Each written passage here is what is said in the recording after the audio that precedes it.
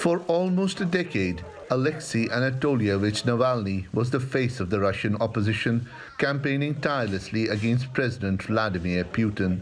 A lawyer, an activist, and a politician, as a young man he allied himself to parties critical of immigrants and with heavy nationalist agendas. He later moved to a more moderate position, but always remained connected to issues that resonated with all ethnic Russians. With limited and often heavily restricted access to traditional news outlets, Navalny quickly became a force on social media, with millions of Russians following his FBK anti-corruption blog. In person, he was just as potent, galvanizing thousands against official corruption. In 2012, Navalny and his allies formed the People's Alliance, a political party built on an anti-Putin platform, campaigning for government reform. The following year, he was the party's candidate for mayor of Moscow. But during the campaign, Navalny was sentenced to 5 years in prison for what rights groups said were trumped-up charges of embezzlement. I understood that this would happen. I perfectly understood that I fight against those people who are stealing billions of dollars, and they have seized the power in a vast country. And I understood that these people would be defending their right to steal those billions. And they will not give up just like that. Released on appeal, Navalny came in second in the mayoral election, losing to the incumbent, a Putin nominee, but securing more votes than all the other losing candidates combined. By the end of 2016, he had emerged as the leader of a broad anti-Putin coalition. In December that year, Navalny announced he would compete in the 2018 presidential elections, and the wave of support he received caught the Kremlin off guard.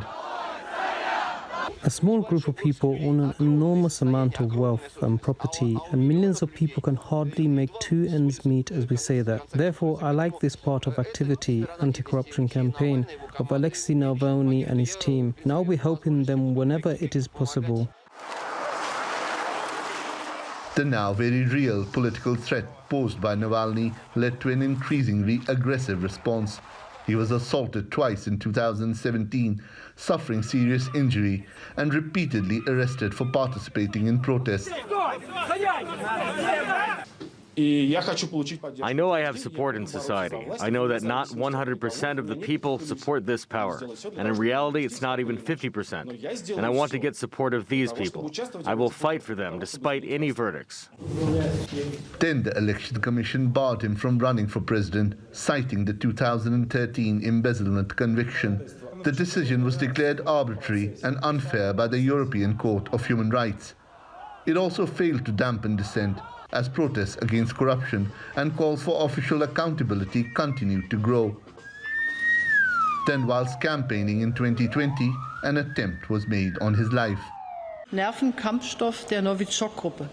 Alexey Navalny was the victim of an attack with the chemical nerve agent of the Novichok group. This poison could be identified unequivocally in tests, so it's clear that Alexey Navalny is the victim of a crime. He was supposed to be silenced, and I, together with the entire German government, condemn this in the strongest possible terms. After a lengthy recovery period, Navalny returned home. On arrival in Russia, he was arrested, accused of violating the terms of his suspended embezzlement sentence by leaving the country. The court jailed him for 2.5 years. He remained defiant. But behind bars, Navalny's health began to fail.